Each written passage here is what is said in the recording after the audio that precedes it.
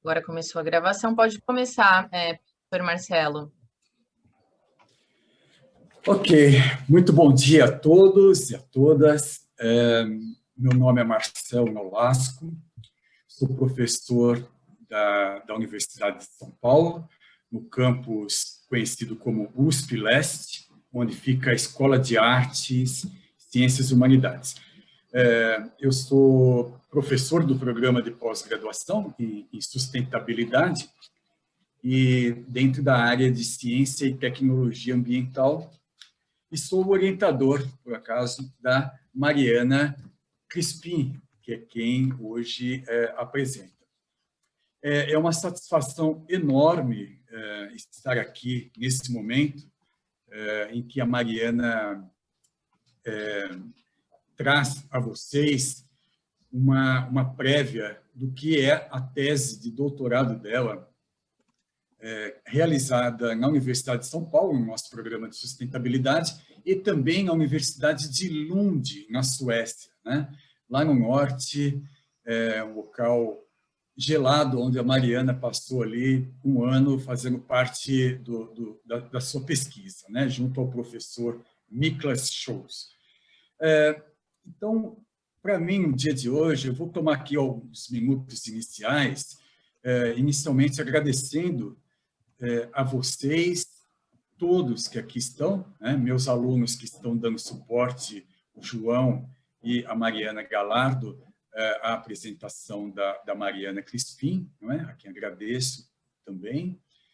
E agradeço principalmente a vocês todos que aqui estão, que contribuíram e muitas vezes não sabem como isso foi importante no desenvolvimento do estudo da tese da Mariana, né? Ou seja, durante um período grande, ela, no bom sentido, incomodou muita gente, né? O que significa?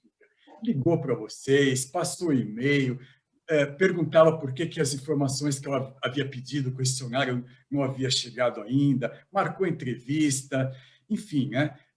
E fez um trabalho de formiguinha com cada um, né, dos gestores de ETs, de agências, né, da companhia de saneamento. Então, é uma satisfação enorme saber, né, que o trabalho de vocês, assim, de colaborarem com o estudo científico, em que a gente pode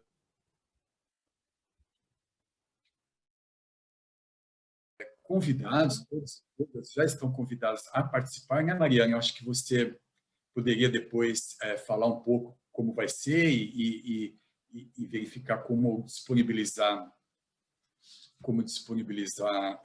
um link, alguma coisa assim. Então, eu queria dizer, para finalizar, né, de que nós estamos à disposição, tanto de interessados em realizar mestrado e doutorado, né, para quem não sabe, na USP, todo o programa de pós-graduação é grátis, né, ninguém paga nada, e muitos ainda, quando não tem vínculo trabalhista, ainda pode solicitar bolsa de estudo, como é o caso da Mariana, que teve bolsa, inclusive quando foi para a Suécia, com apoio, né, de agências governamentais aí para isso, né? Depois eu deixo no chat o meu contato, né? Quem quiser entrar, né, tirar dúvidas sobre o programa de pós-graduação, o que nós desenvolvemos na USP em termos de pesquisa, estudos, enfim, né? Estamos à disposição. Então, finalizo aqui agradecendo a todos pela participação, pelo apoio anterior ao estudo, e com a palavra, Mariana, né? O palco é todo teu, Mariana. Muito obrigado, viu, pela oportunidade. Bom, pessoal, vou compartilhar aqui. Vocês me confirmem, por favor, se está aparecendo para vocês os slides. Espera só um pouquinho. Eu tive um problema agora há pouco, ainda bem que foi enquanto o professor estava falando, porque nunca aconteceu isso, mas meu Zoom travou. Aí eu tive que fechar todas as janelas, entrar de novo, até deu uma interrompida ali na gravação. Espero que agora dê tudo certo. Para vocês aparece a apresentação já? Parece, Mariana, mas numa tela, para mim, numa Menor, tela né? relativamente pequena, menor, né? Se conseguir Tá. ampliar um pouquinho, acho que Sim, eu vou colocar aqui no... na forma de apresentação de Eu vou slide, colocar. talvez. Deixa eu ver se vai. Eu apertei F5, era para ter ido. Deixa eu ver se vai. Eu não sei se o computador fica um pouco lento porque a gente está gravando também, né? Mas agora aparentemente vai.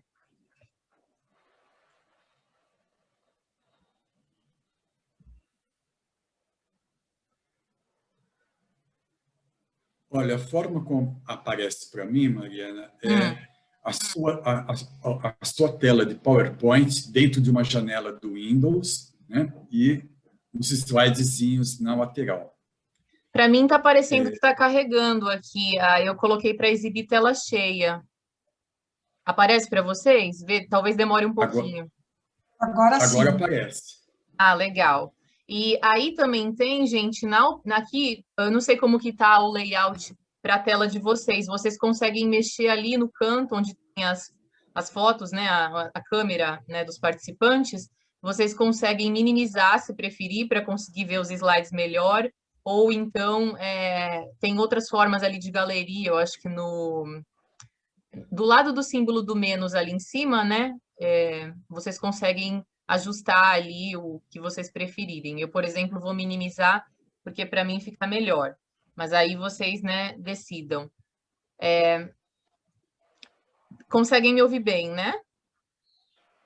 Sim. Ah, tá ótimo, então. Bom, pessoal, deixa eu voltar aqui.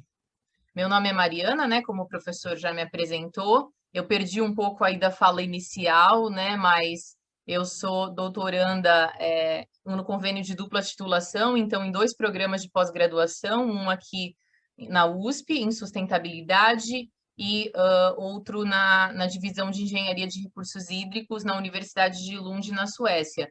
E hoje, né, é um prazer estar aqui fazendo essa apresentação para vocês. É algo que eu já planejava desde o início da minha pesquisa, depois fazer um evento de divulgação científica, principalmente, né, para as pessoas que participaram e que me ajudaram na coleta de dados, mas nós acabamos estendendo também esse convite para outras organizações que atuam no setor de saneamento no estado de São Paulo, porque é algo acho que importante nessa colaboração entre universidade e o setor público e privado, né? Acho que assim a gente consegue avançar de uma forma efetiva. E essa minha primeira parte, né, de apresentação, eu vou só ver aqui a questão do tempo para não passar. Essa primeira parte né, da apresentação, então a gente vai ter essa primeira parte, depois vai ter um intervalo, vai ter uma sessão de perguntas, daí um intervalo de 10 minutos e uma segunda parte, e o mesmo esquema, uma sessão de perguntas, e aí a gente finaliza. Essa primeira parte, eu vou apresentar os resultados de parte da pesquisa em que foi feita buscando analisar a situação da recuperação de recursos no tratamento de esgotos da macrometrópole paulista. Bom, essa pesquisa, né, ela teve como resultado essa publicação científica na revista internacional Environmental Research, e na época, né, no meio do ano passado, quando foi publicada, eu enviei o PDF, né, para os gestores das ETs que participaram da nossa pesquisa, mas também posso enviar, caso tenha outras pessoas aqui de outras organizações, é só me enviar um e-mail que eu compartilho o PDF, né? E lá vocês conseguem dados mais detalhados também. Então, hoje, né, vou pincelar os principais pontos e aqueles que eu acho que tem uma aplicação mais prática, né, que é mais interessante para vocês. Então, iniciando, né, bom, aqui, né, é importante a gente ter essa contextualização da problemática, né, que faz parte desse tema. Então, o esgoto, hoje em dia, ele não é visto mais somente como uma água residuária poluída e que precisa ser tratada, né? E sim como algo valioso, né, que contém vários recursos importantes, como, por exemplo, energia renovável, fertilizantes, água que pode ser utilizada para reuso, né, diferentes finalidades. Então, hoje, né, já há vários processos de recuperação de recursos que podem ocorrer tanto em escala menor, assim, né, de uma residência, por exemplo, em casos onde há segregação das águas residuárias na fonte, ou numa escala maior, centralizada, na própria estação de tratamento de esgoto. Na minha pesquisa, eu busquei mais analisar esse segundo caso, né? Então, em estações de tratamento de esgoto e principalmente em grandes cidades de países em desenvolvimento. Entretanto, né, o que a gente vê não só no Brasil, mas no mundo, é que o tratamento de esgotos, né, ainda foca principalmente na coleta, tratamento e disposição final no ambiente, nessa visão de economia linear, né, e acaba desperdiçando vários recursos importantes, né, então não foca ainda na recuperação de recursos. Isso se a gente pegar a maioria das estações. Então, é uma visão nova essa abordagem, né? E nós chamamos de saneamento orientado em recursos essa visão que prioriza a recuperação de recursos no tratamento de esgotos, né? Então, isso está totalmente alinhado com a visão de economia circular, isso pode contribuir com vários dos objetivos de desenvolvimento sustentáveis, e é algo que traz, né, vários benefícios ambientais e econômicos também, né, a recuperação de recursos a partir do tratamento de esgotos, como eu vou explicar mais adiante. Então, é importante, né, a gente ter algumas, né, definições claras. Então, o que é recuperação de recursos, né? Então, é definida como a produção ou extração de qualquer material das operações da ET, e aí isso inclui também energia, né? Pode ser também a prestação de um serviço através, né, de, por exemplo, da geração de eletricidade, né? Não necessariamente um produto, né, um material, mas basicamente essa visão de produzir algo de valor agregado que possa ser inserido no mercado. As megacidades, né, eu coloquei essa definição porque na minha pesquisa eu busquei dar um foco maior para as megacidades, que são cidades, aglomerações urbanas ou regiões metropolitanas com população acima de 10 milhões de habitantes. E por que eu escolhi, né, essas cidades? Porque elas apresentam uma pressão muito maior ao meio ambiente, grandes desafios relacionados à gestão de águas, né, e apresentam problemas semelhantes, principalmente em países em desenvolvimento, como falta de coleta e tratamento adequado do esgoto, poluição, né, dos rios, águas superficiais. Então, implementar a recuperação de recursos nessas megacidades traria um benefício muito grande, né, para evitar impactos ambientais, garantir também que essa alta demanda por recursos como água, né, e que vem crescendo com o crescimento populacional, possa ser suprida, né? Então, é um papel aí diferenciado da estação, não só prestando serviço de tratamento, mas também produzindo, né, algo que possa ser absorvido, seja por indústrias, por agricultura, né? É a estação se integrando ali com a região local. Nesse mapa, vocês conseguem ver em roxo as megacidades em 2018. No Brasil, nós temos a região metropolitana de São Paulo e do Rio de Janeiro, que são megacidades. E em rosa, vocês conseguem ver as futuras megacidades em 2030. Né? Então, a gente consegue ver que está crescendo muito a quantidade de pessoas que vivem em áreas urbanas, e é importante pensar como a gente consegue também contribuir para isso, né? Então, em cada setor, por exemplo, no setor do saneamento.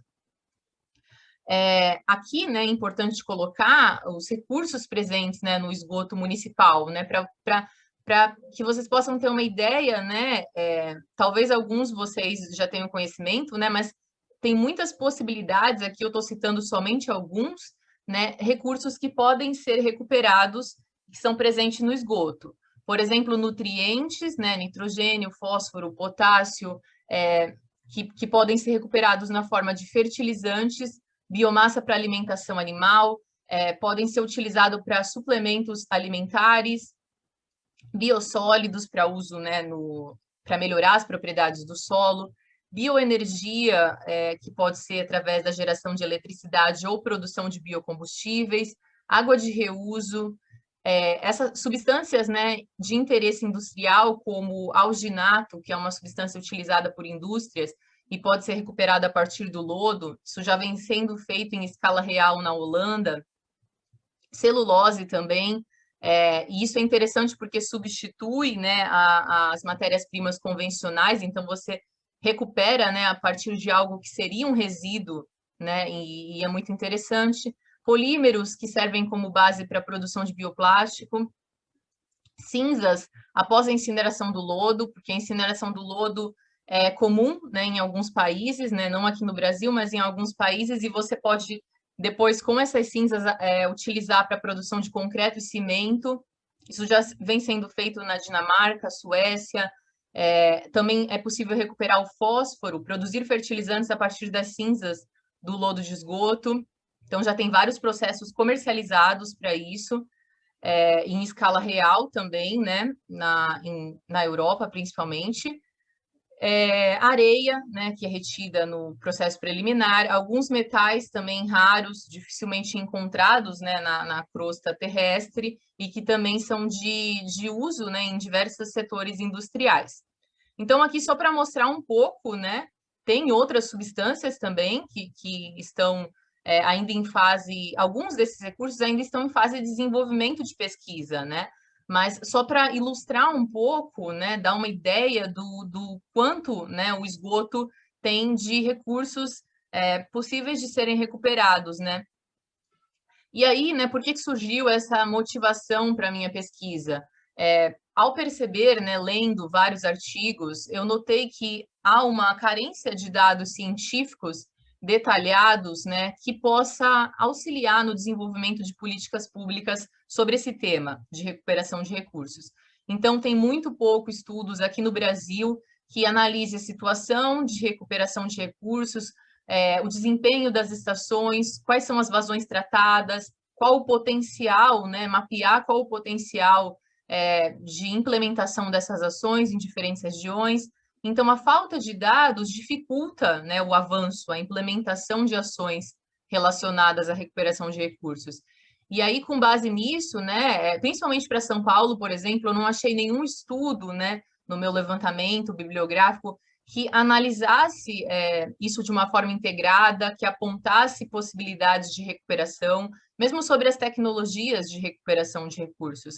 Então, com base nisso, né, a minha pergunta principal de pesquisa foi qual a situação atual e quais as oportunidades de melhorias. E ainda, né, com base nisso, como facilitar o planejamento de ações de recuperação de recursos. Então, esses foram os objetivos principais, né? Então, primeiro, analisar a situação das estações existentes na macrometrópole paulista em relação à implementação de recursos, de recuperação de recursos, identificar quais os fatores relevantes que possam estimular a implementação, porque não é algo simples, né? É algo complexo e que envolve vários aspectos sociais, aspectos tecnológicos, políticos.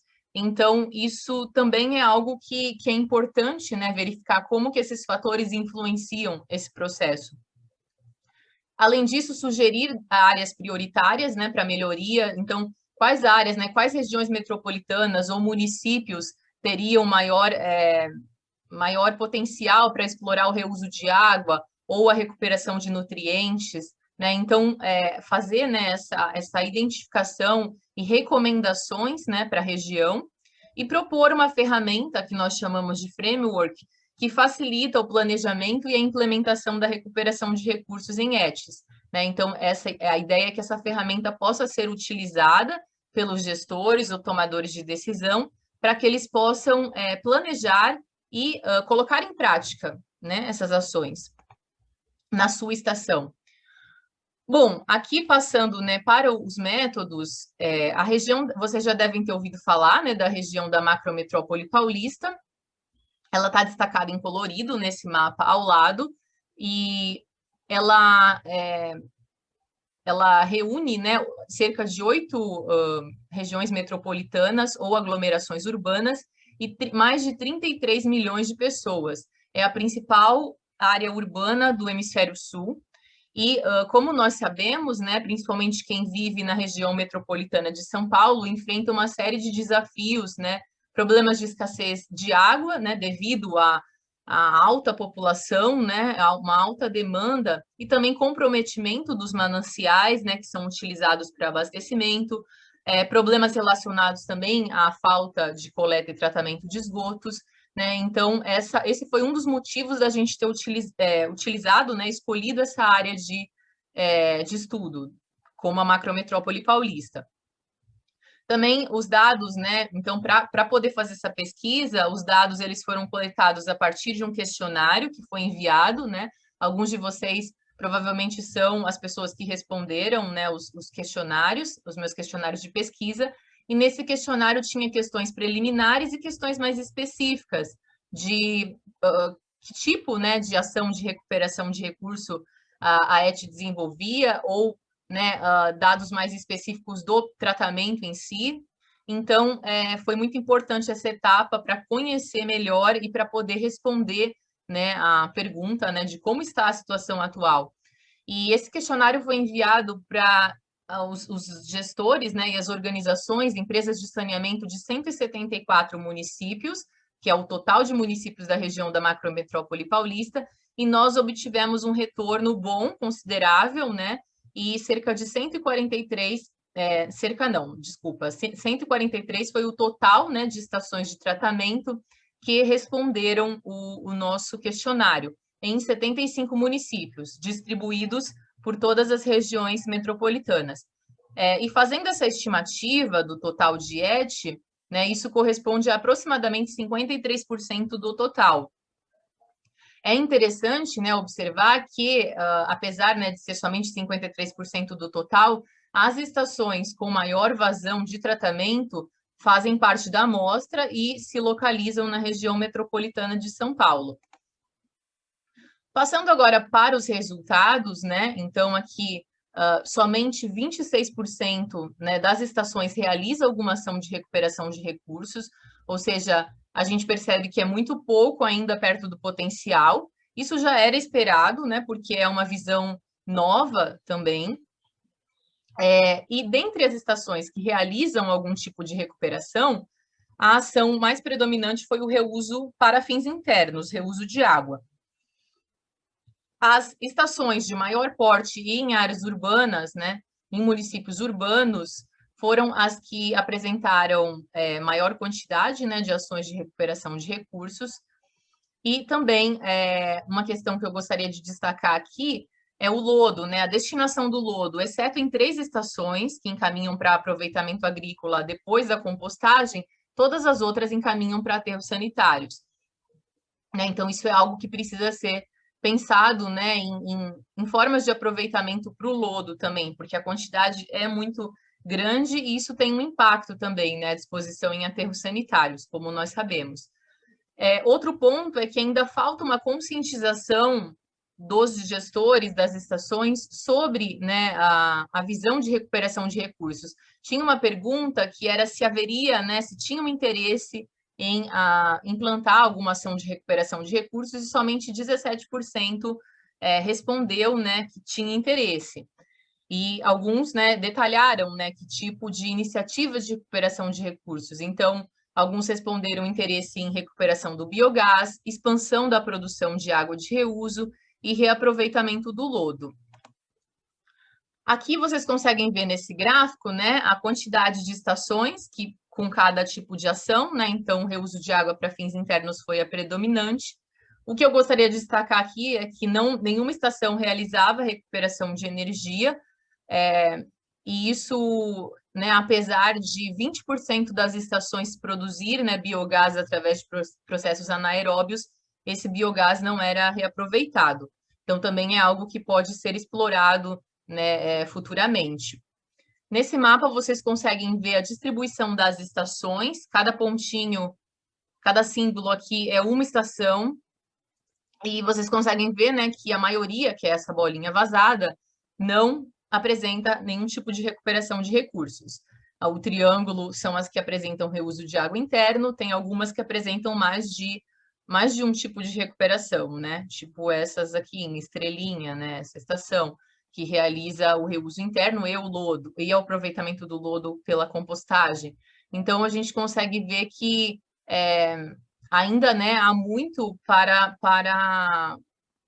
a ser feito, né, para conseguir atingir essa transição para o saneamento orientado em recursos. Algo também que dá para destacar aqui é que, infelizmente, a gente não conseguiu a colaboração do pessoal da região do Vale do Paraíba, então, várias tentativas, mas, infelizmente, eles não contribuíram respondendo o questionário, e aí nós optamos por desconsiderar a amostra, né, por questão de tempo também, mas isso não parece ter afetado, né, o resultado, comparando, né, com dados da literatura, dados da base de dados, por exemplo, do Sistema Nacional de Recursos Hídricos, né, que não são tão atualizados, né, mas tem algumas informações. Nós vimos que as estações maiores também dessa região, como São José dos Campos, não apresenta nenhuma iniciativa de recuperação de recursos.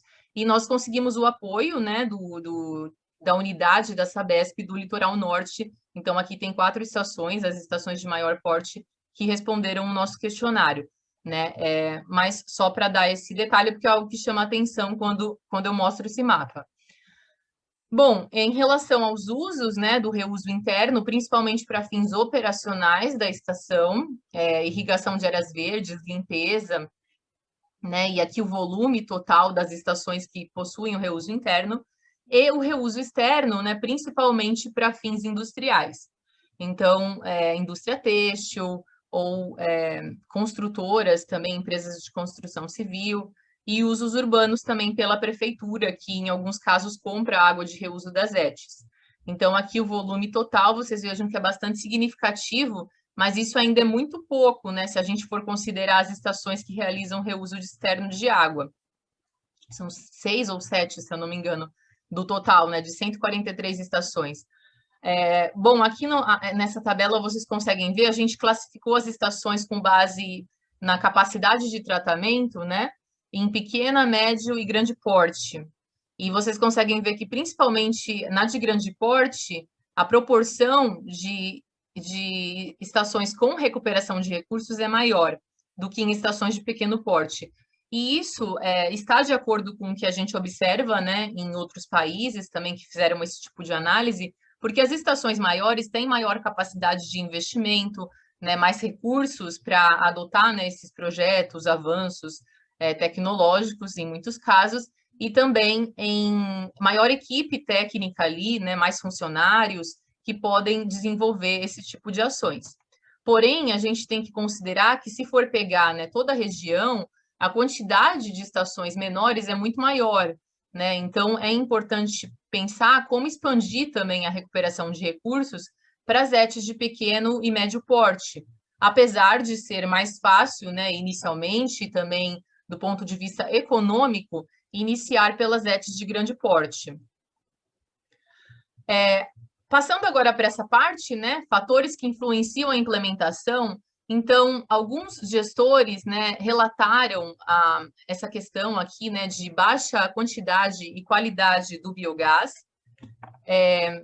dificuldades em atender a legislação vigente para o aproveitamento do lodo, critérios muito rigorosos, o que acabava dificultando, né, o aproveitamento do lodo, baixa demanda por água de reuso nas áreas próximas à estação, que isso também dificulta, né, depois o transporte até o consumidor. E também nós notamos uma falta de conhecimento técnico sobre as possibilidades de recuperação de energia. Então, também, né, isso foi esses fatores, né, atuam como barreiras no desenvolvimento e na implementação da recuperação de recursos. Então, aqui, né, eu coloquei esses pontos, eu já abordei, e a própria conscientização dos gestores das estações é algo necessário. Eu acho que eventos, né, como esse que eu estou fazendo hoje é algo que ajuda também e aproxima, né, os gestores de ter, né, ampliar a sua visão, conhecimento técnico sobre as tecnologias de recuperação. E algumas sugestões, né, que eu coloquei aqui do que pode ser feito, né, para a região. Então, recuperação do biogás em ETs que já tenham processos anaeróbios, e nos casos onde esse volume é pequeno, aliar, né, implementar a codigestão com resíduos orgânicos, como já vem sendo feito, por exemplo, na ET Belém, do Paraná, né, então já tem um exemplo de sucesso lá com codigestão.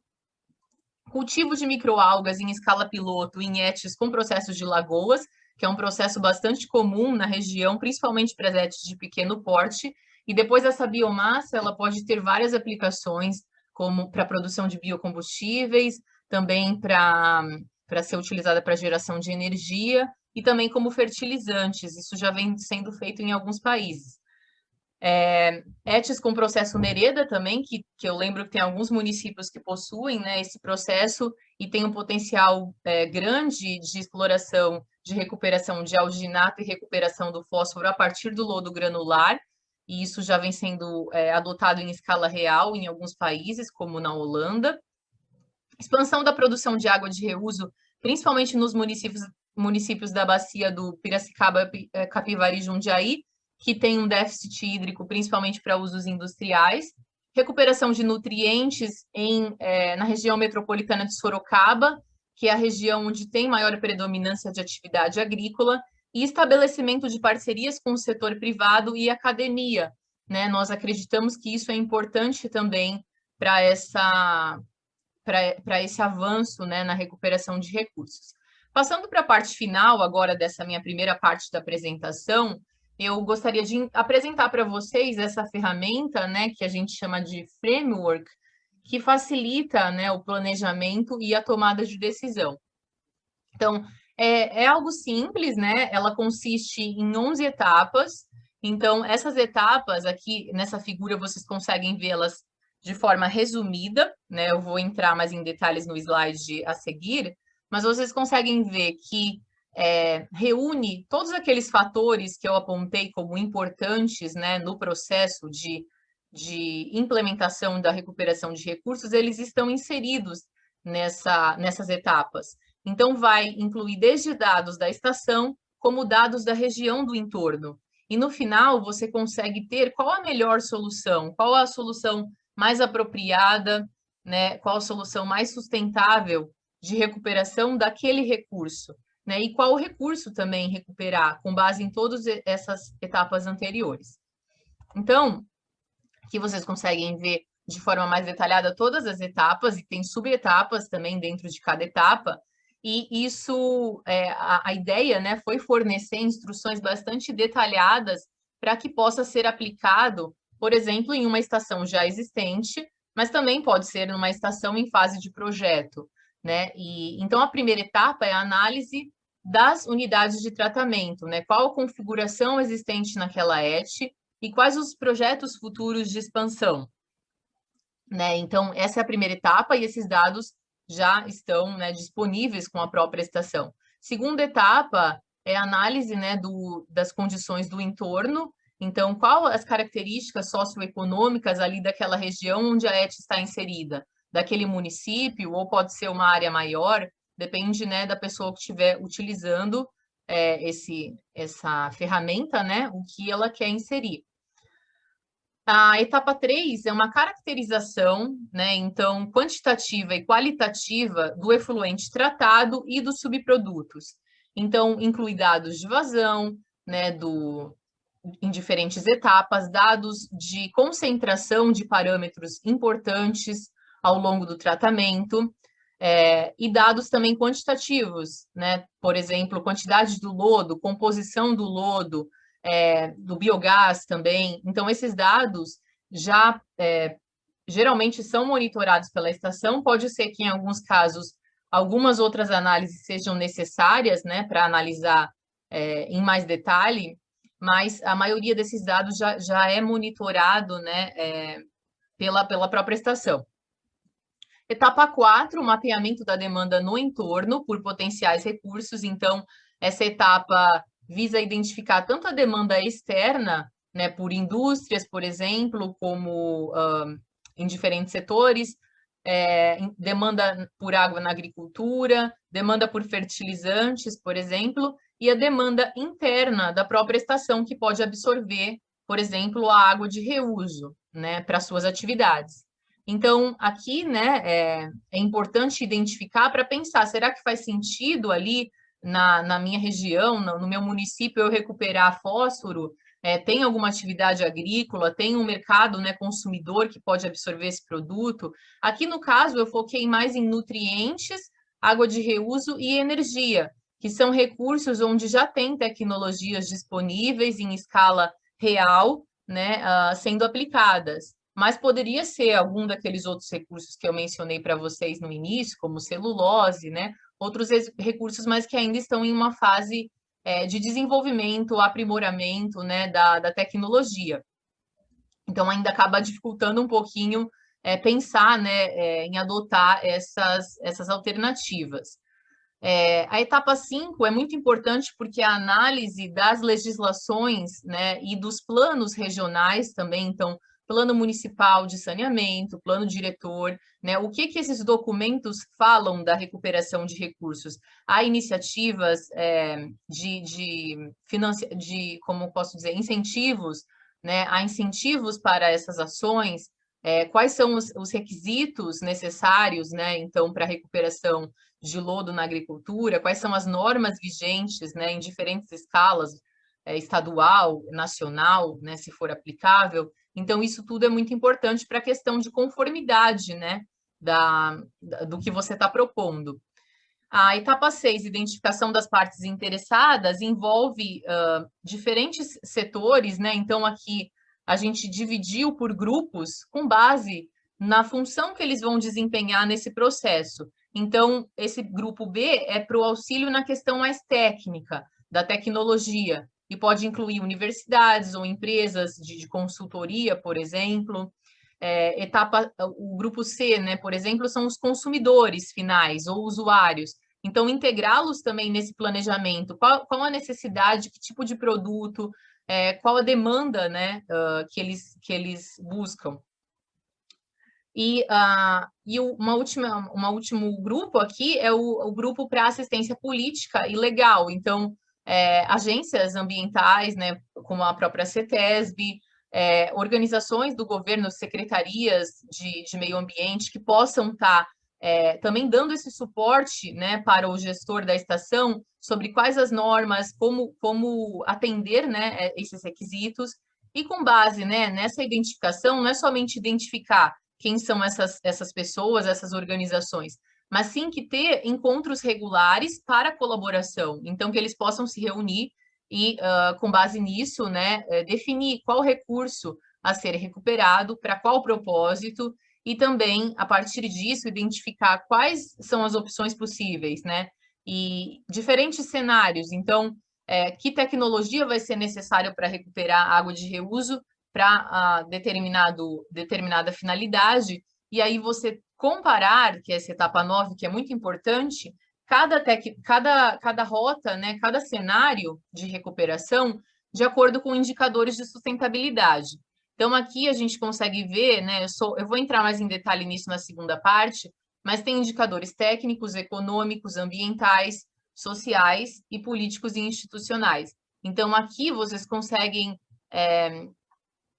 ter, né, essa visão, né, mais detalhada de que processo, de que cenário é mais favorável. E aí, na etapa 10, que é a seguinte, é a escolha do processo de recuperação. Então, pode ser para a maioria dos indicadores, ou pode ser, dependendo da preferência, né, dos stakeholders envolvidos, pode ser que eles priorizem indicadores ambientais ou algum outro, né? E então isso tudo vai depender de quem estiver utilizando o framework. E depois a última etapa é de monitoramento contínuo, né? Uma vez que você escolheu o processo, implementou, é fazer esse acompanhamento, né? Como está funcionando, o que pode ser melhorado, e de repente também reiniciar o processo combinando outra solução de recuperação de recursos. Então, tem já hoje em dia estações que recuperam energia, por exemplo, que são inclusive autossuficientes, né, que geram 100% ou mais da eletricidade que elas consomem, e que, inclusive, quando tem esse excedente, isso ainda é injetado na rede.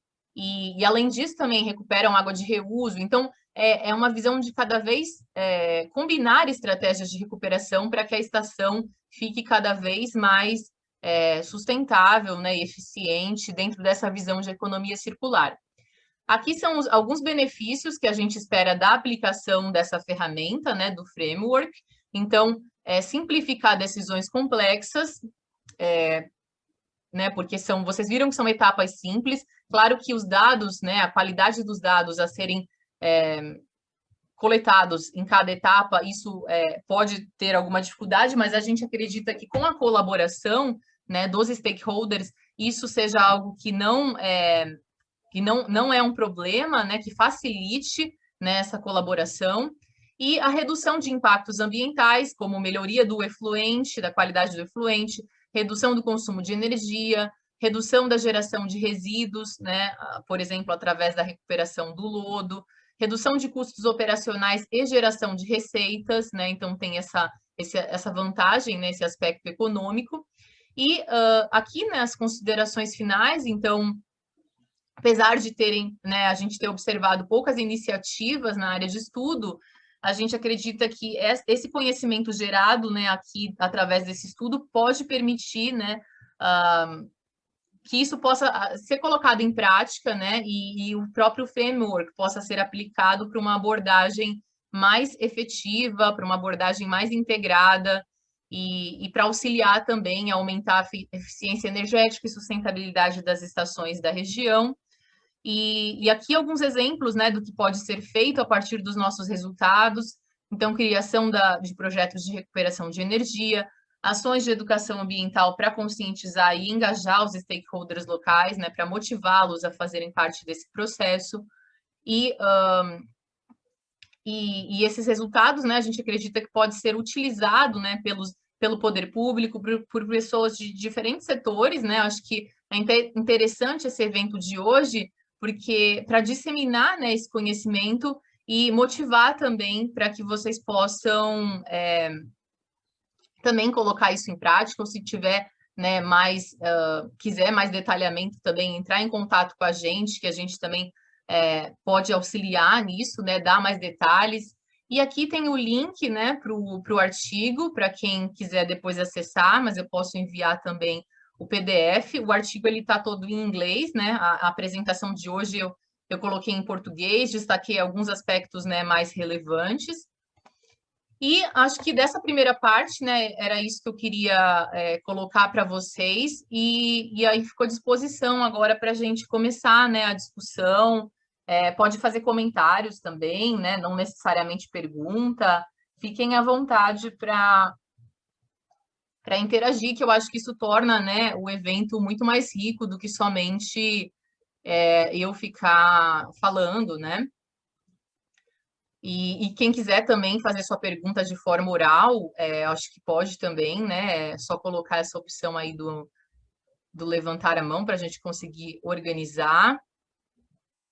Deixa eu ver se tem aqui.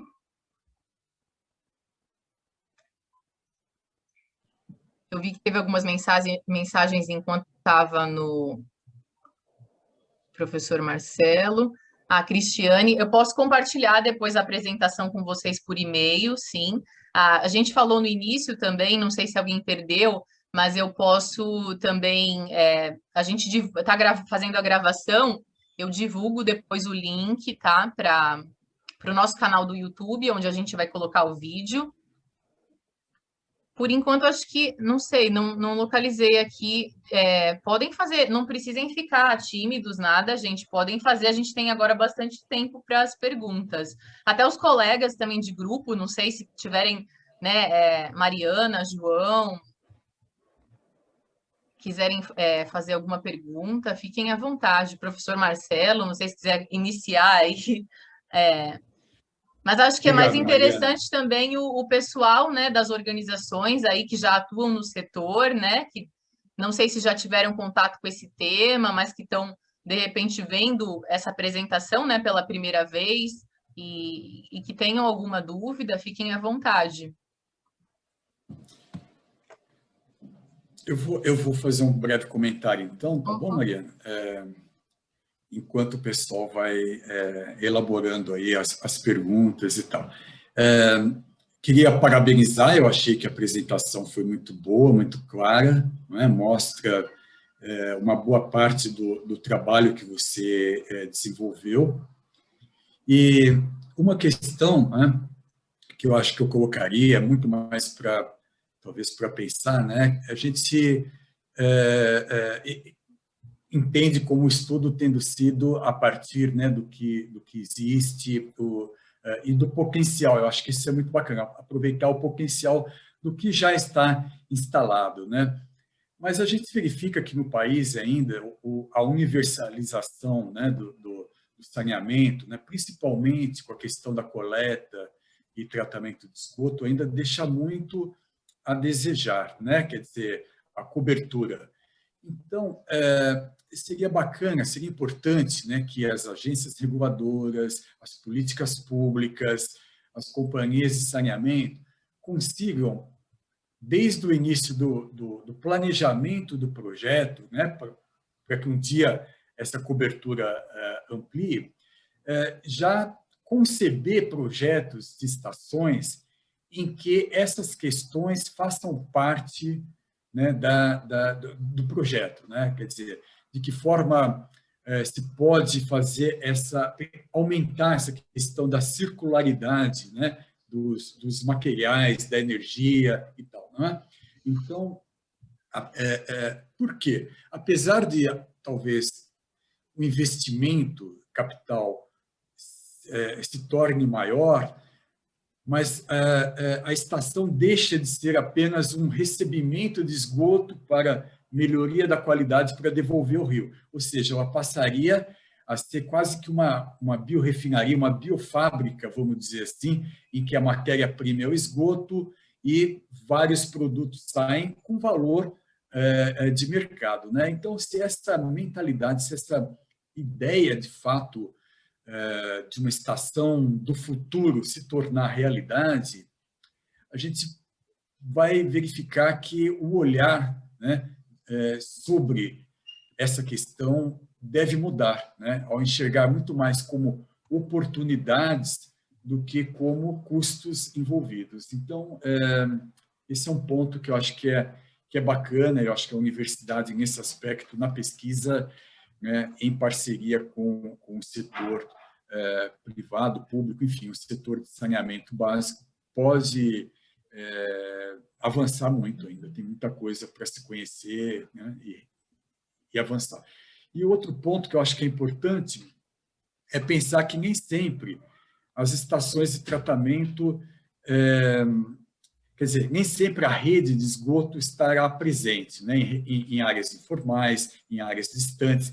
Então, pensar em soluções também descentralizadas, em que não há redes grandes, mas sim redes pequenas, e o tratamento ser mais localizado próximo da fonte geradora. Pensar em oportunidades desse tipo também me parece que é um caminho bem interessante a ser explorado. Como comentário geral, é isso.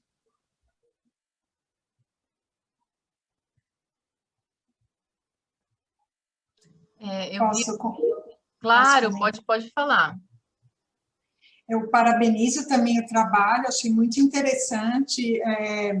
Acho que traz esses conceitos de uma nova engenharia, né, para esses setores de infraestrutura que tem uma lógica de investimento muito pautada em capacidade, volume e atendimento às questões ambientais, né, como premissa, embora a gente ainda não tenha vencido essa onda, né, em muitas estações de tratamento de esgoto, de universalização e uma gestão adequada com pleno atendimento à normatização ambiental. Acho que o foco tem sido muito esse nos compromissos das prestadoras de serviço, pelo menos as que são reguladas pela agência, onde a gente acompanha níveis de cobertura de coleta, tratamento e também o desempenho dessas ETs.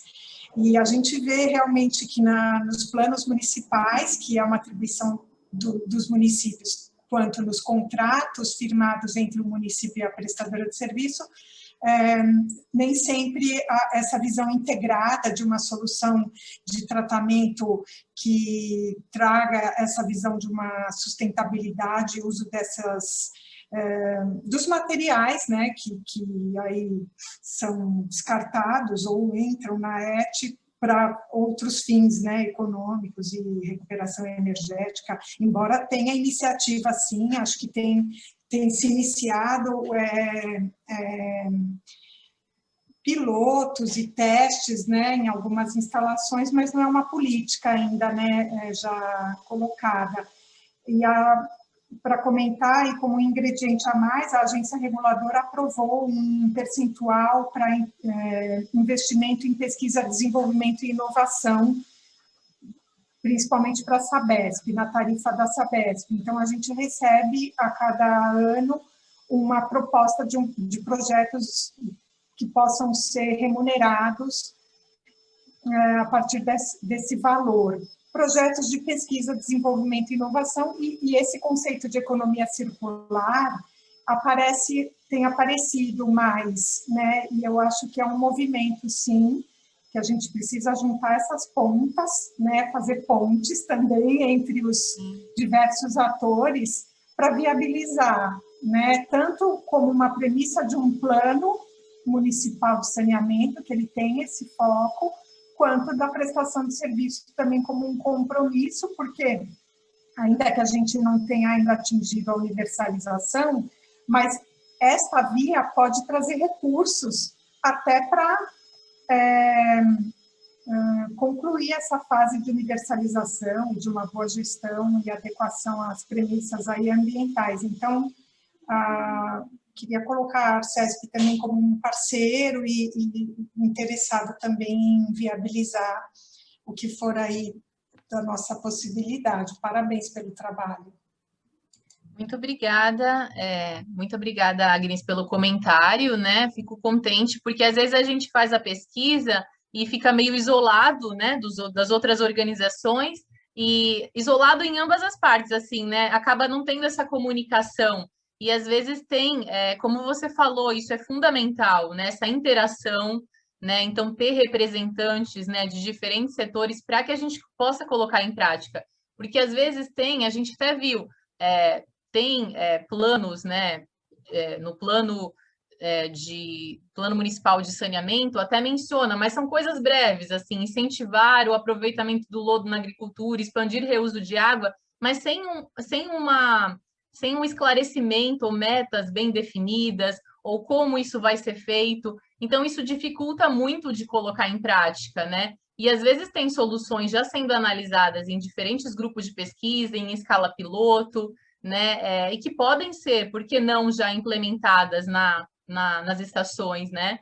Então, às vezes, não, mesmo tendo ainda o foco maior na universalização, né, não quer dizer que as ETs já existentes ou as novas não possam, né, se adaptar a essa visão, né, que traria tantos outros benefícios, né, como já vem sendo feito pelos outros países. Eu acho que a ideia de compartilhar também hoje caso surja interesse também de alguma estação em aplicar essa ferramenta, que a gente possa ser um primeiro passo, né, que a gente possa estar envolvido, que a gente tenha interesse também em auxiliar nesse processo. Seria excelente, assim, eu digo, saber, né, que o que a gente conseguiu produzir, né, na minha pesquisa, por exemplo, possa ser útil, né, tem essa finalidade prática também.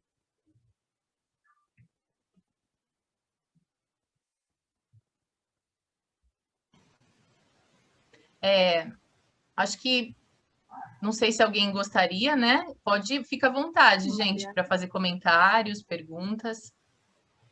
Bom dia a todos. Eu gostaria também de parabenizar, eu acho extremamente importante que esses movimentos aconteçam dentro da universidade e transcendam, né, os muros da universidade com essa interação que você está promovendo hoje, tá? É importante que a gente, do lado de cá, né, como concessionária, veja as possibilidades, faça uma autoavaliação, inclusive, né, naquilo que nós podemos melhorar. Mas, assim, o que eu, do lado de cá, sinto, e você sutilmente comentou na sua apresentação, é uma carência de política pública e legislação que nos dê respaldo, sustentação e, ao mesmo tempo, segurança para promover todas essas modificações, né? A sua tese levantou informações aí ao longo de 2019, creio eu, né? E a gente estava exatamente no momento de revisão da CONAMA para tratar aí biossólidos. Então, eu participei dessa revisão e vi o quanto é difícil você promover a mudança, certo? E promover, na verdade, facilitar a utilização desses recursos, né?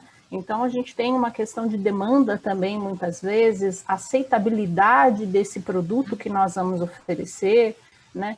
Então, acho que tem um viés sociocultural aí e legislativo que a gente precisa trabalhar de uma forma bastante focada, sistêmica, para conseguir vencer as barreiras e fazer com que a gente tenha aplicabilidade desses produtos, utilização desses recursos, né? E aí, exatamente onde a universidade entra muito forte, e é extremamente importante que essas pesquisas continuem nessa direção, de comprovar que a gente tenha viabilidade econômica para a utilização desses recursos e tenha segurança para aplicar isso, seja em qualquer condição que nós estejamos pretendendo utilizar, né? A segurança para o nosso cliente, vamos chamar assim, em potencial. Então, o papel de vocês nesse viés é extremamente importante e pesquisas como essa continuem nessa linha mesmo para a gente ter cada vez mais informação, que é essencial. Muito obrigada, Marta. Acho que você levantou uma questão muito relevante. Eu vou abordar um pouco sobre isso em mais detalhe na segunda parte das legislações, que até gerou uma outra publicação onde a gente fez todo um levantamento das resoluções. Você mencionou do CONAMA, né, que foi recentemente alterado, a gente incluiu também, porque essa publicação é mais recente, então tinha acabado de mudar, né? Então a gente verificou o que mudou e acaba sendo mais flexível a atual, né, do que a anterior, em termos de frequência de análise, em exigências, né, em permissões também para aplicação do biossólido na agricultura. Então eu também acredito que isso está mudando e pode favorecer aí, incentivar, né, que essa visão. Mas, com certeza, como você colocou, acho que o que eu teria a comentar é que tecnologia nós temos já existentes, o que falta é essa integração, como você falou, do social, do político, né, ter esse suporte, e eu acredito que foi meio que essa ideia na hora de propor esse framework, que você vê que tem pessoas de diferentes setores. Então, seria colocá-los todos juntos para ajudar nessa construção, né? E não somente a estação decidir sozinha, vou utilizar membranas para fazer o reuso da água, sem refletir, né, isso de uma forma mais detalhada, que possa até ter um benefício maior economicamente, né, e ambiental, e considerar ali aquela região do entorno. Então, acredito que fique muito mais fácil, né, tendo essa colaboração de cada representante, né, com um papel importante nesse sentido. Com certeza, e é muito interessante, né, ouvir, né, de você que tem uma atuação, né, mais prática também, essas dificuldades, né, e relatando que não é algo simples, né, nós sabemos que realmente não é algo que consegue mudar do dia para a noite, é um processo gradual, né. É exatamente isso, é por isso que logo no início eu citei a questão de política pública, né, porque você também fala da questão de estímulo, né. Hoje, a gente praticamente verifica aí as possibilidades isoladamente, né? E aí a gente tem todas as dificuldades de trabalhar sozinho. Por isso que a gente precisa realmente falar, como a Agnes disse, numa gestão integrada, envolvendo todas as áreas, para que a gente possa aí ter bons resultados, não apenas para a empresa, né, como concessionária, mas para o meio ambiente, para a sociedade, para o entorno como um todo. Com certeza, com certeza. Muito obrigada. Eu vi que acho que a Mariana Galardo quer fazer pode fazer, Mariana. Oi, eu queria saber de você, assim, nos seus estudos, bom, outros países estão bem mais adiantados em assuntos de economia circular, né? Quais foram as iniciativas ou a iniciativa que você é, viu, que você achou mais interessante em recuperação de resíduos, de recursos de resíduos de esgoto? Aham. Eu posso citar, né, no meu período que eu morei lá, né, durante um ano na Suécia, eu fiz um curso que tinha pessoas, né, de diferentes, tanto da academia, né, mas também lá é muito comum também que as pessoas das empresas de saneamento também atuem, por exemplo, como professor, né, nas universidades, ou também essa parceria maior entre empresas que desenvolvem tecnologias e universidade. Então, algumas aulas foram, né, por representantes dessas organizações, e me chamou a atenção uma estação na Dinamarca que é 150% autossuficiente, e eles conseguem gerar, né, toda a eletricidade através tanto de otimização dos processos operacionais, quanto também, né, de investimento em outras tecnologias para recuperar a energia a partir do biogás. E me chamou também muito a atenção, assim, que eles são bastante ambiciosos, né? Não basta nem o 100%, que já é algo difícil de atender, mas ir além. E tem projetos assim que, por exemplo, né, de estimular isso, né, do próprio governo em estimular isso para as outras estações, né, investimentos também nesse tipo de projetos. Então, na Holanda tem uma iniciativa, eu não lembro agora o nome em inglês, mas de várias estações que foram selecionadas, né, para esse projeto. Então, a estação vai recuperar são acho que 5 recursos, né, já estão recuperando. Esse projeto iniciou alguns anos atrás, e então é uma iniciativa assim seria mais ou menos como se fosse fábrica de recursos, mudar até o nome da estação mesmo, né? E recuperação de energia e de materiais. Eu sei que eles já recuperam fósforo, celulose, água de reuso, energia e acho que alginato. São esses 5 recursos, e em várias estações, acho que são 12 estações, e também fazem colaboração com outros países em projetos de demonstração, né? Também essa transferência, né, de tecnologia. Eu vejo que tem muito interesse, até participei de uma rede lá, ainda mantenho contato, né, de inovação, que reúne várias empresas de saneamento do mundo, né? E que eles têm esse interesse em buscar parcerias também com países em desenvolvimento, né? Então, é algo que às vezes a gente pensa, o nosso governo não incentiva, não tem esse apoio, mas também, né, se pensar em fazer essas parcerias internacionais, eu acho que consegue também colocar isso em prática. Eu vejo também que eu acho que o caso da ET de Franca, da Sabesp, também eles tiveram uma parceria com o governo alemão na questão, né, de fornecimento de tecnologia. Então, eu acho que, às vezes, como lá eles estão mais adiantados e tem também, acho que falta essa comunicação, né? Por exemplo, um dos eventos que eu assisti, a empresa lá tinha desenvolvido um processo de recuperar o polímero para a produção de bioplástico e estava buscando estações que quisessem implementar, assim, só parceiro que fornecesse o esgoto, né? Então, assim, é muito interessante, né, que você tem os dois lados, a demanda da empresa, né, que desenvolveu a tecnologia querendo testar e avaliar o processo, e o outro lado, né, também. Então, eu acho que falta essa comunicação, né, dentre os setores. Mas consigo lembrar desses dois casos, assim, né, mais que me chamaram a atenção. Posso complementar? Muitas vezes, Mariana, comentando aí para Mariana Galardo também, né, os países têm estímulos, né, financeiros para que as concessionárias trabalhem nesse sentido, e outras, a recuperação de recursos é muito baseada na força da lei, né? No caso, por exemplo, da Suécia, já há muitos anos que é proibido lançar esgoto com fósforo dentro do esgoto, né? Por dois motivos. Além da eutrofização que leva, né? Ou seja, crescimento de algas nos cursos hídricos,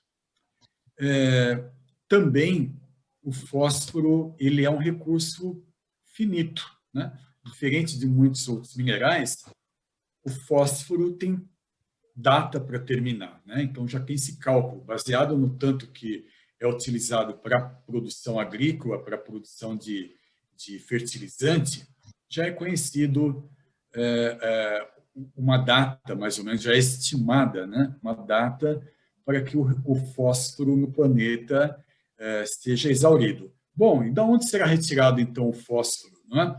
Ou como faremos, né, para adiar essa data de término do fósforo, que vai impactar diretamente a produção de alimento? Uma delas, né, é recuperar o que hoje estamos jogando no rio, no mar, nos reservatórios. Né? Então, além de trazer impacto negativo para o ambiente aquático, ao se recuperar, né, substitui, né, e diminui a velocidade com que o fósforo é retirado, então, das reservas naturais. Então, cada país, e no caso da Suécia, por ser proibido.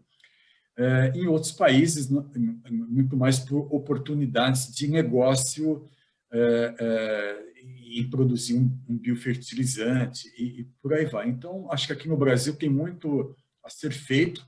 Eu acho que a tecnologia, muitas vezes, que está à disposição em países ricos, não é? Como é o caso dos países nórdicos e outros países europeus também, como é o caso da Holanda, recurso, dinheiro é algo que não falta, não é? É o contrário aqui do Brasil e dos demais países, enfim, né, do hemisfério sul. O que acontece é que há muito espaço para inspiração nesse modelo de fora, mas a adaptação da tecnologia a uma realidade local necessita estudos, quer dizer, a gente não pode se tornar um mero dependente de aquisição de recursos. Um exemplo clássico é o que já aconteceu no passado, com diversas estações de tratamento de esgoto com custo operacional altíssimo, não é? E que aqui para o Brasil se tornavam inviável, né, do ponto de vista econômico de se manter. Outro caso específico, não sei até onde está sendo aprofundado, é a importação do pacote Nereda, né? Quer dizer, do lodo granular aeróbio, em que foi patenteado pela Holanda. A própria Sabesp e a BRK, né, me parece que já investiram recurso nessa frente também.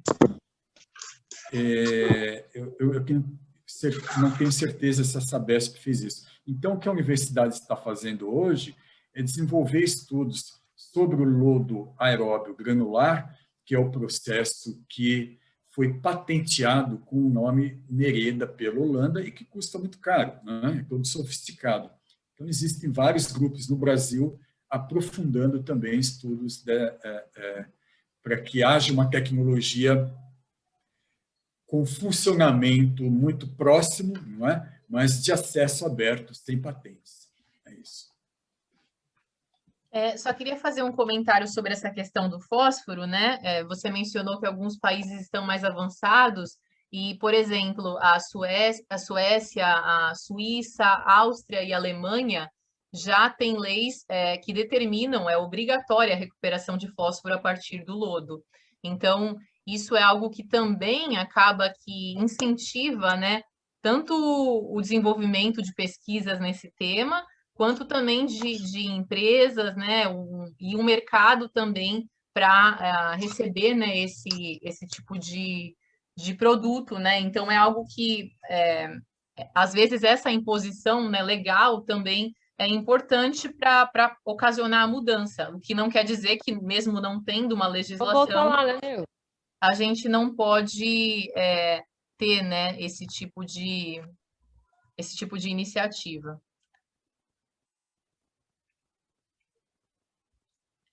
Alguém gostaria de fazer? Eu vi que apareceu aqui para mim Daniela, ou não sei, alguém gostaria de fazer mais alguma questão? Senão, acho que a gente poderia fazer um intervalinho de 10 minutos.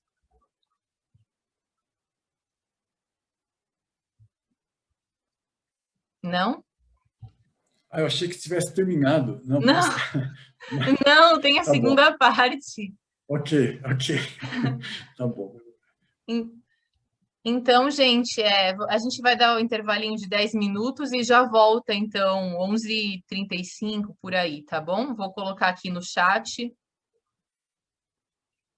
A gente já volta em 10 minutos para a segunda parte. É bem interessante que na segunda parte eu vou mostrar um exemplo de aplicação do framework com na ETH-ABC de São Paulo.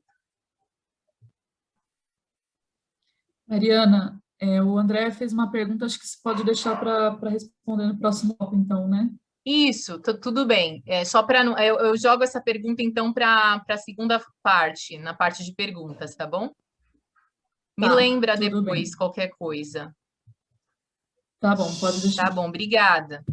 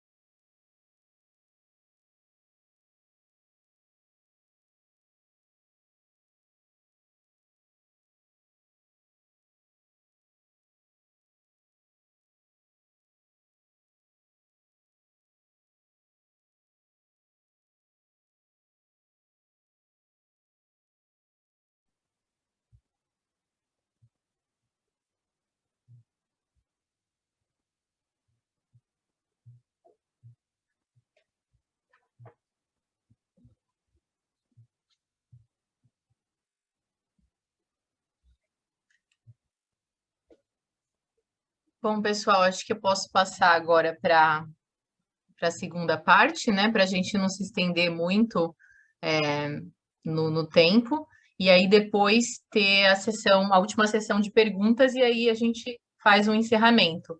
E se tiver, né, se surgirem questões ao longo, né, da minha fala, podem fazer aqui no chat, e depois depois eu respondo no momento das perguntas, tá bom? Vou compartilhar minha tela de novo.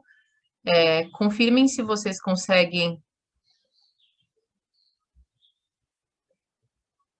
se aparece para vocês.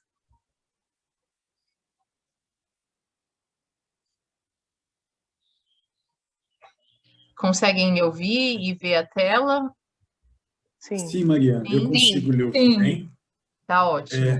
A tela ainda parece um quadrinho pequeno, mas eu acho que aí cada um ajusta, né, de acordo para verificar Os slides? Os slides eu coloquei Já está aparecendo. Tá a tela Já está cheia? aparecendo em modo apresentação, sim. Então tá certo. Para mim eu coloquei já no modo apresentação. Bom, essa segunda parte é uma continuação, né, da parte anterior, e eu vou falar um pouco para vocês de uma continuidade do estudo, onde a gente aplicou o framework na ETH-ABC, né, de São Paulo. Então, né, como eu já coloquei, né, a necessidade surgiu, né, de ter mais informações detalhadas sobre a recuperação de recursos para facilitar a escolha, né, da tecnologia, né, a tomada de decisão. Então, nesse artigo, a gente analisou a região do entorno da ET, os principais stakeholders, como que eles poderiam contribuir no processo, e, ao final, a gente propõe cenários de recuperação de nutrientes e de energia. E a gente fez uma avaliação também de diferentes indicadores de sustentabilidade para comparar, né, esses cenários e analisar quais seriam os mais indicados e fazer, né, recomendações do que pode ser feito com base no potencial. Então, quais os recursos presentes no efluente e subprodutos das diferentes unidades de tratamento? Qual a demanda, né, da região do entorno para esses recursos? Como esses recursos podem ser recuperados? Quais as legislações locais, né? Como isso se relaciona com a recuperação de recursos e quem são os principais stakeholders, né? Então, isso nós fizemos para o estudo de caso da ETH-ABC, que é uma estação de grande porte, atende acima de mais de 1.400.000 habitantes. É uma estação que já possui uma ação, né, de recuperação de recursos, ela realiza parte do efluente tratado, vai para o projeto Aquapolo, para fins industriais, e também ela realiza o reuso interno para alguns fins operacionais, lavagem, né, de limpeza, né, das instalações, irrigação de áreas verdes da ET, e então vocês conseguem ver, né, nesse mapa, esse pontinho preto, a ETH-ABC. Ela fica na divisa com São Caetano. Então, começando, né, a aplicação do framework, primeiramente a gente analisou a configuração existente de tratamento, né, todas as fases de tratamento, o processo utilizado, o lodo desativados convencional, e o lodo é tratado por adensadores, digestão anaeróbia, condicionamento químico e desaguamento por filtros prensa. E após, né, esses processos, o lodo é destinado em aterro sanitário. Esses dados, né, a gente conseguiu obter com a equipe da Sabesp da ETH-ABC, que nos auxiliou, né, passando os dados detalhados que foram solicitados, e com base nisso, né, a gente conseguiu fazer essa análise, tanto para a etapa 1 quanto para a etapa 3, que eu vou comentar a seguir. A etapa 2, então, ela foi feita, né, para identificar qual a situação, né, do entorno, quais as necessidades e demandas locais por recursos. Então, a gente vê que tem um predomínio principalmente de indústrias de transformação, desses setores aqui, né, têxtil, nesse gráfico vocês conseguem ver a quantidade de estabelecimentos por setor. Então, têxtil, produção de borracha, indústria de bebidas, metalúrgica, também indústria automobilística, e que é muito presente, né, nessa região, principalmente ali do Grande ABC. E também tem iniciativas de agricultura urbana, né, tanto, por exemplo, na região sul do município de São Paulo e em outros municípios, Diadema, né, outros municípios ali do entorno também tem atividade principalmente de horticultura e floricultura. Na etapa 3, né, passando para a etapa 3, também está relacionada aos dados da ET. Então, aqui eu coloquei essa lista, parte da lista, né, mas para vocês terem uma ideia do que a gente coletou junto à estação. Então, foram dados mais gerais, de histórico, né, da estação, vazão, e também dados de monitoramento, como concentração de alguns parâmetros na entrada e após cada unidade de tratamento, localização dos pontos de amostragem, dados, né, de geração de resíduos, como lodo, material gradeado, né, dentre outros. A lista completa está no material suplementar do artigo, eu posso passar, né, para quem tiver interesse, porque essa etapa, né, é basicamente fazer esse levantamento que vai ser importante para a definição das estratégias, né, de recuperação de recursos, para selecionar que tecnologia é mais apropriada. Então, aqui alguns dados, né, dessa caracterização, por exemplo, né, o lodo digerido e desidratado, cerca de 112 toneladas por dia. É importante ressaltar que a gente, nesse caso, né, eu analisei o período de um ano, do meio de 2016 a 2017, que foi o período, né, que eu fiz essa análise, né, da ET-ABC. Então, esses dados correspondem a esse período. O biogás, nós fizemos uma estimativa da produção de metano também, com base nos dados enviados, né, pela ET, e isso foi importante depois porque nós temos a estimativa da geração de eletricidade num dos cenários, né, através desses dados e também comparando com a literatura, e também a carga de fósforo estimada no lodo, também foi importante para definir também o cenário de recuperação de fósforo, que é um dos cenários que a gente propõe também para a estação.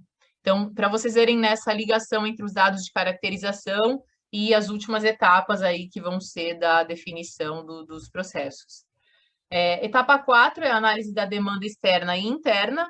Então, nessa etapa, nós levantamos, né, com base em dados da ANA, por exemplo, né, Agência Nacional de Águas, o consumo de água nos setores industriais, no setor da agricultura também, para fins urbanos, né, como limpeza de ruas, né, dados passados, né, de fins que a prefeitura utiliza, né, para fins não potáveis, e também consumo de fertilizantes na agricultura. Isso tudo na área de estudo, né? Nós, naquele mapa, eu não comentei, mas nós consideramos 12 municípios mais próximos ali da ET-ABC. E é interessante, né, que a gente vê que o volume de efluente tratado da ET-ABC, que é lançado ao rio, seria capaz de suprir toda a demanda de água para os fins urbanos, irrigação na agricultura e principais usos industriais dessa região, né, desses 12 municípios. Então, é algo bastante significativo, né? Eu estou falando em termos quantitativos, né? Teria que analisar a qualidade, né, para cada fim, se permite, mas é algo bastante relevante se a gente considerar, né, ali que somente uma estação, né, seria possível suprir toda essa demanda, que é um volume bastante elevado. A demanda interna também, consumo de energia elétrica na ET-ABC, também é bastante elevado, e o consumo de água potável também nós levantamos para entender, né, para relacionar isso depois com possíveis aplicações. As legislações relevantes, né, que é até algo que foi um dos comentários da parte das perguntas, né, nós fizemos esse levantamento, aqui eu citei, né, as principais, tanto a nível nacional quanto a nível estadual e municipal, então relacionadas ao reuso de água para fins não potáveis e também a uso racional da água, né, por exemplo, tem no município de São Paulo, município de São Caetano, tem leis que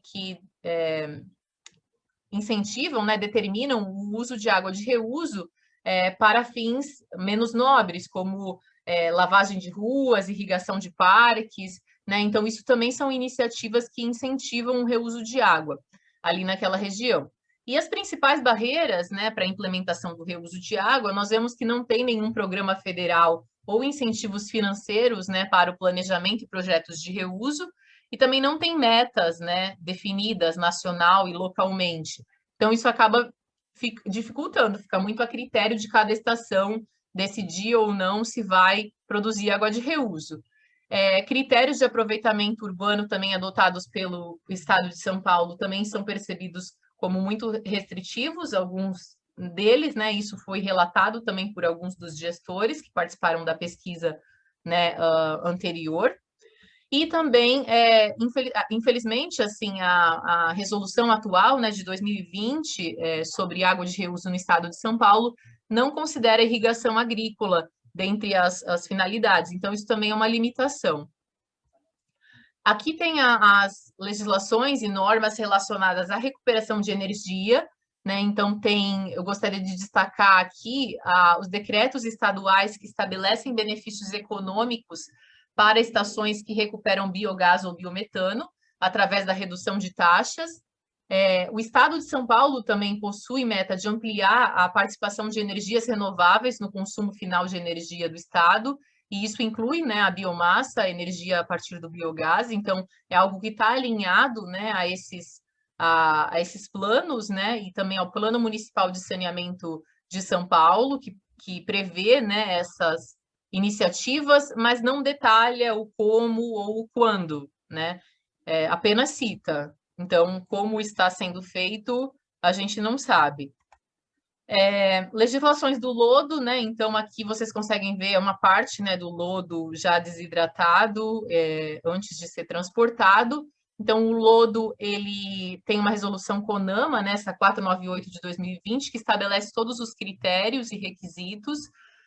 Tem também várias normas do Ministério da Agricultura e Pecuária e Abastecimento que definem, né, essas normas aqui, estabelecem os critérios, padrões de qualidade, dentre outras condições, para o uso do lodo tratado como fertilizante orgânico ou condicionador do solo. A etapa 6, né, é a identificação dos stakeholders. Então, não sei se vocês lembram, mas a gente dividiu em grupos. Então, o primeiro, que é voltado à parte de assistência tecnológica nos processos, né, de recuperação, nós colocamos as universidades, né, da região de estudo e grupos de pesquisa, empresas também que fornecem tecnologias de recuperação de recursos. Apesar de ser algo recente no Brasil, né, existem empresas, né, de consultoria aqui no Brasil que já fornecem esse serviço, né, de recuperação de fósforo, energia. Uma empresa também de microalgas que fica em Olambra também. Então, eu acho que é algo interessante, né, de citar, que já tem, né, já está começando aí o desenvolvimento, né, de empresas nesse setor. O grupo C, né, relacionado a potenciais consumidores, e aí a gente colocou associações de agricultores locais, essa empresa aqui também que é responsável por fazendas verticais, associações comerciais e industriais que poderiam receber, né, por exemplo, fertilizante ou água de reuso, né? Então, essa é a finalidade dessa etapa. Grupo D, Secretaria de Recursos Hídricos, Comitês de Bacias, Secretaria de Meio Ambiente, CETESB, dentre outros, né, que são as organizações que vão dar esse suporte político-institucional. E o grupo E, que é um grupo adicional, né, que seria para o financiamento desses projetos, né, porque pode ser a própria organização, a companhia de saneamento, que invista, né, nesse projeto de recuperação de recursos, ou Banco Mundial, outros financiadores, né, que podem ser parceiros nesse projeto. Então, aqui é importante mapear essas possibilidades também. E por fim, stakeholders para auxiliar na divulgação, na conscientização, por exemplo, para aumentar a aceitação, né, digamos que seja uma estação que está produzindo composto, né, para uso agrícola. Então, essa conscientização junto aos potenciais consumidores. Então, isso também a gente listou algumas ONGs da região. Então, tendo toda essa primeira etapa, né, etapas de 1 a 6, nós chegamos à conclusão que as estratégias prioritárias eram a gestão do lodo e a recuperação de energia, né? E aí a escolha, né, das tecnologias considerou o que já era existente na estação ABC, né? Porque isso reduz custos de investimento, né? Você considerar a infraestrutura existente, também o desenvolvimento da tecnologia que vai ser proposta, né? Não ser algo que ainda está numa escala muito inicial, e também ter uma base de dados completa na literatura para que a gente pudesse fazer essas estimativas. Então, aqui são os cenários que foram considerados, né? Recuperação de fósforo como estruvita a partir dos sobrenadantes dos adensadores, do digestor e também do desaguamento do lodo. A cocompostagem do lodo de esgoto com resíduos de poda para aproveitamento agrícola, recuperação de energia do biogás para codigestão, com a codigestão de resíduos de frutas e vegetais gerados em feiras, e recuperação de energia a partir do coprocessamento do lodo de esgoto em indústrias de cimento. Então, utilizar o lodo como matéria-prima e também como fonte, né, de energia térmica para essas indústrias. E em cada cenário nós aplicamos uma série de indicadores e em diferentes dimensões e chegamos a alguns resultados interessantes, né? Eu não vou entrar em detalhe em cada cenário, né? Isso tem mais detalhado no artigo, e também quem quiser, né, depois pode fazer alguma pergunta ou me escrever que eu posso passar mais informações.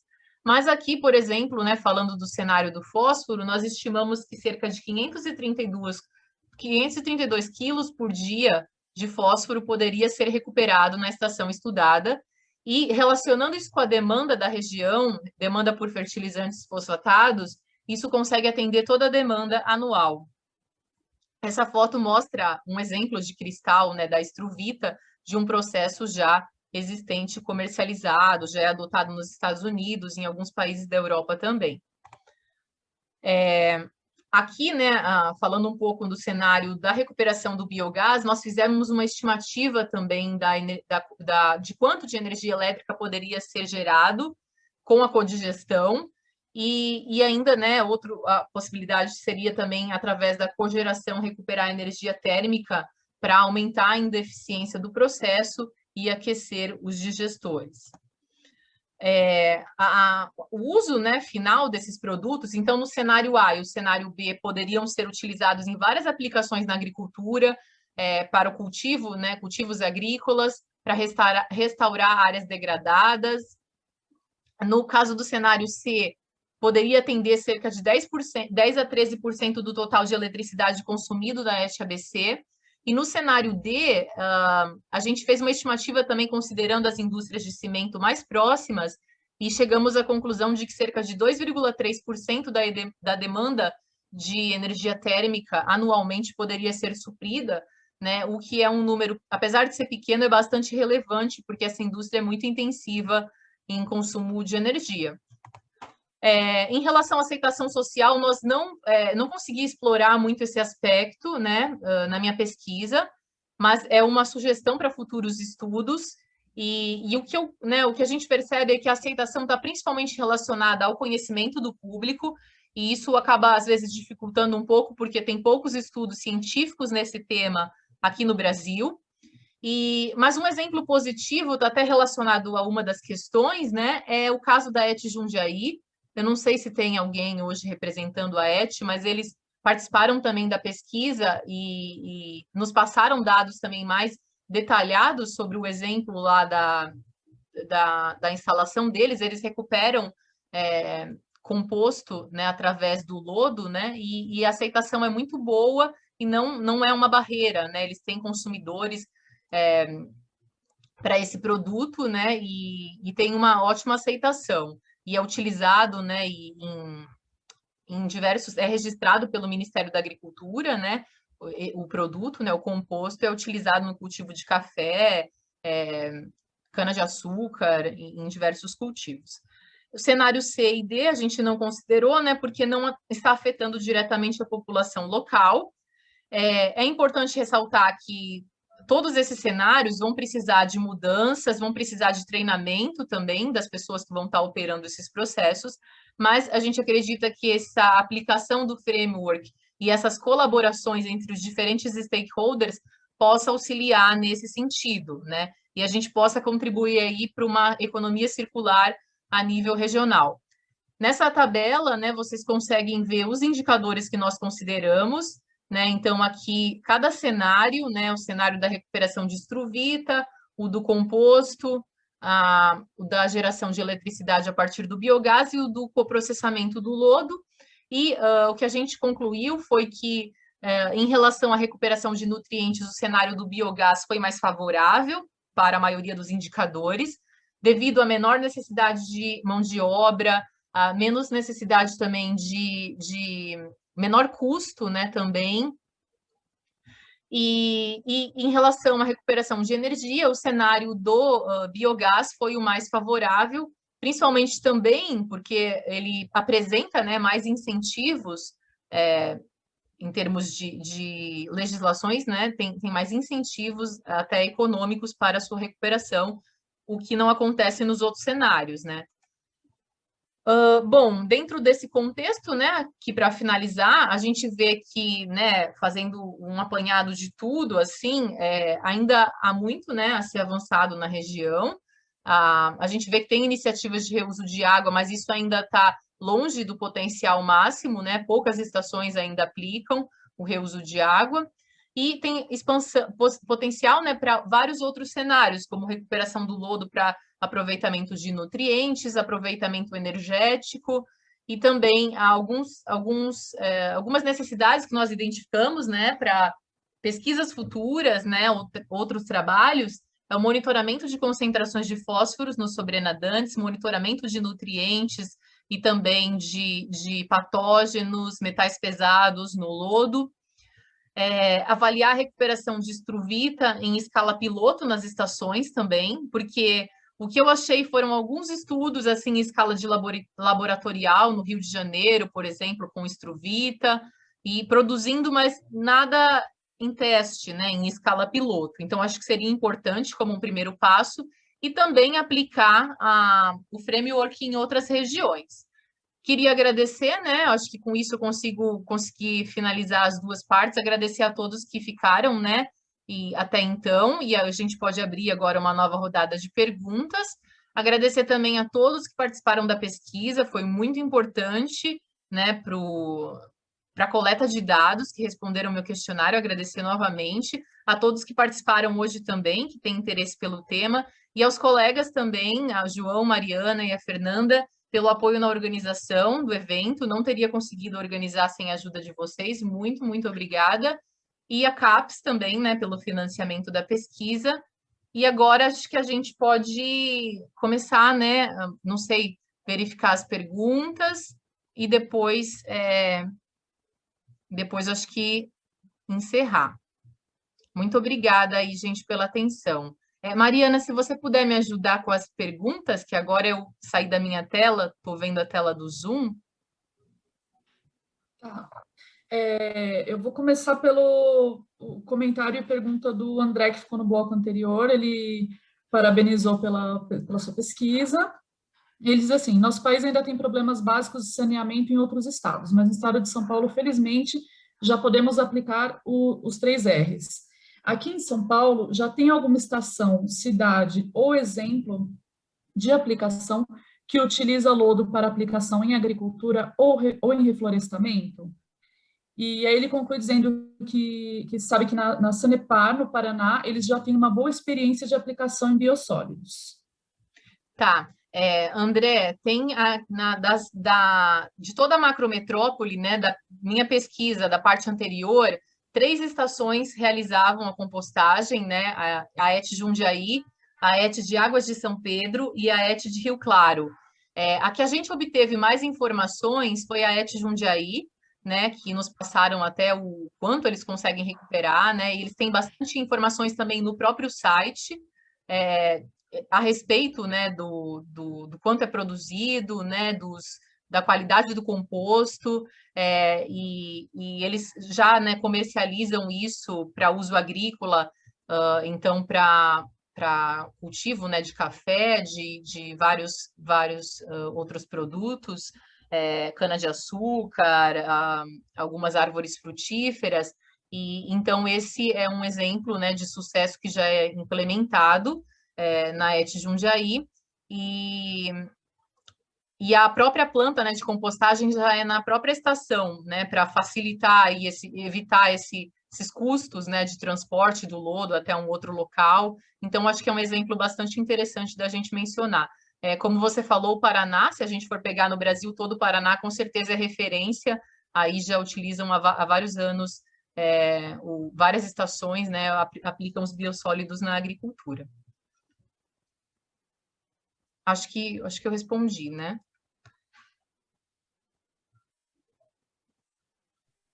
Não temos mais perguntas na fila. Tem uma lista de e-mails aqui, os participantes perguntando se você pode disponibilizar a apresentação e o artigo também. E aí eu coloquei a informação aqui que a palestra vai ficar gravada no canal do Lab Santec no YouTube também. Tá certo, muito obrigada. A gente tá organizando aqui, né? A Mariana e o João estão me ajudando, porque eu não sei se o chat fica salvo depois, mas eles estão levantando aqui, né? Os e-mails, os contatos também nós temos, né? De vocês. A gente faz depois passa o artigo, os PDFs, né? Dos 2 artigos, e também o link para o vídeo do YouTube, né, que a gente deve estar fazendo aí o upload nos próximos dias. Eu vi que a Agnes, né, quer comentar, pode falar, fica à vontade. Só dividindo uma preocupação, né, de que isso possa, de alguma maneira, como a gente estabelece prioridades, né, de investimento para uma instalação que se propõe a regularizar uma questão ambiental, como primeira objetivo, né? Enfim, de pegar um efluente, transformar e levar para um corpo hídrico sem causar aí um dano ambiental. A princípio seria isso o objetivo de uma ET. Aí estas soluções trazem complementos e oportunidades que penso como a gente pode fazer essa solução de fato acontecer sem concorrer com investimentos que precisam estar presentes para uma boa gestão contínua de um esgoto que enfim, o serviço contínuo tem que ser regular e sempre mantido com uma qualidade, e a gente sabe que isso ainda não é estável, né, em muitas estações de tratamento de esgoto. E aí eu lembrei que talvez o setor privado tenha interesse em apresentar iniciativas integradas para implantar nas ETs, né? E a Sabesp tem hoje contratos de performance com, por exemplo, gestão de perdas, onde um objetivo é posto de reduzir perdas, e à medida que o empreendedor alcance o objetivo, ele é remunerado. E eu acho que para esse... Tem um cachorro aqui em casa. Não tem problema, não.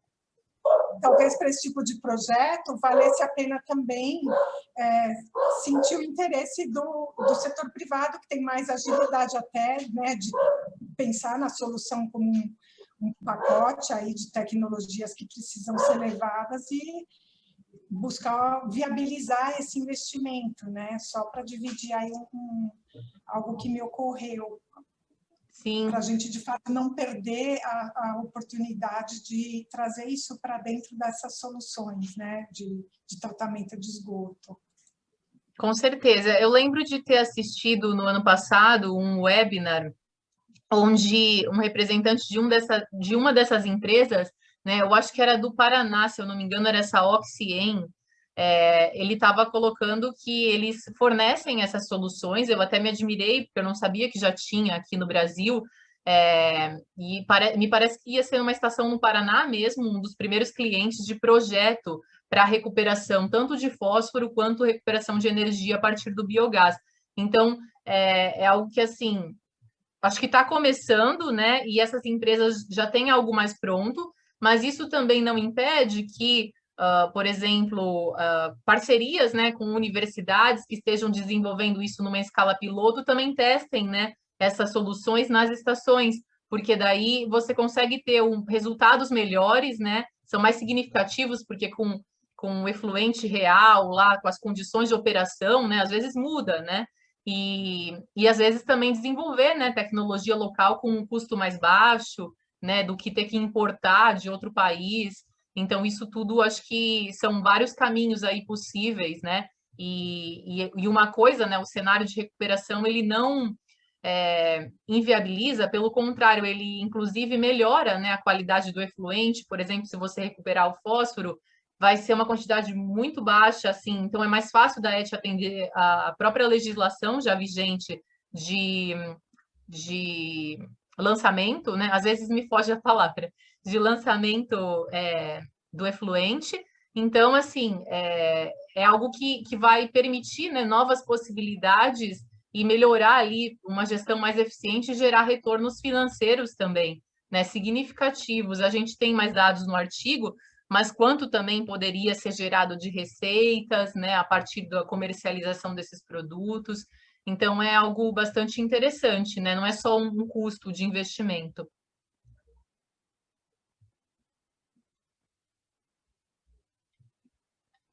Mais alguém gostaria de fazer algum comentário? Fiquem à vontade. Eu sei que a gente, né, já passou um pouquinho do tempo, mas fiquem à vontade, assim, acho que é o momento. Espero que tenham achado interessante também a palestra. Pode falar, professor. Tá.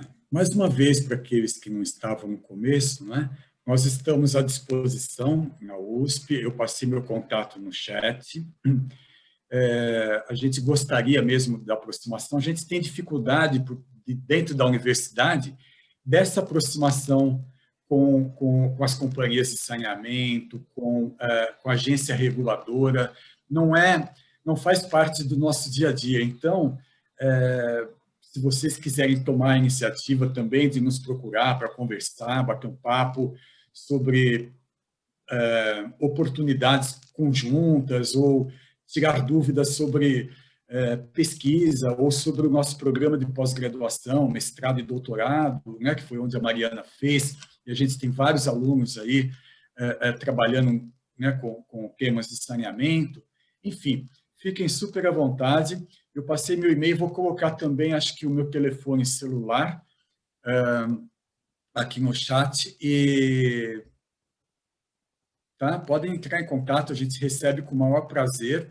E só reforçando, para quem tiver interesse ou tiver algum conhecido na companhia, no ambiente de trabalho, em querer fazer um mestrado ou no caso, doutorado, né?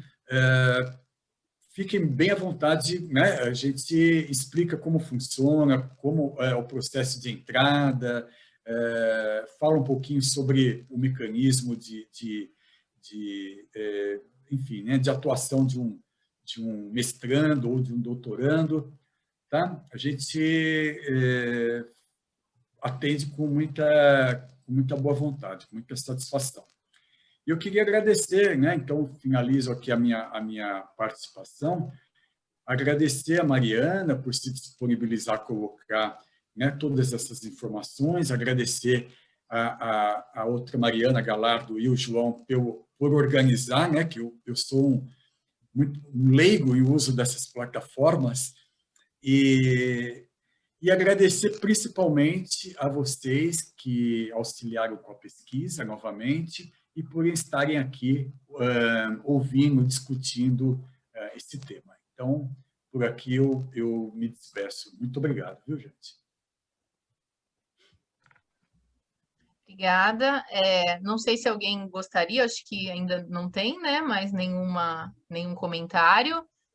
Gostaria de agradecer novamente e fico à disposição, né, se alguém tiver interesse em saber mais informações sobre a pesquisa, ou até mesmo quiser divulgar alguma iniciativa que vocês ficarem sabendo, ficarei feliz também, que às vezes a gente não... Vocês estão mais por dentro, né, do setor, a gente fica mais no estudo, né, lendo, e às vezes é difícil achar informações, às vezes do que está sendo feito, né?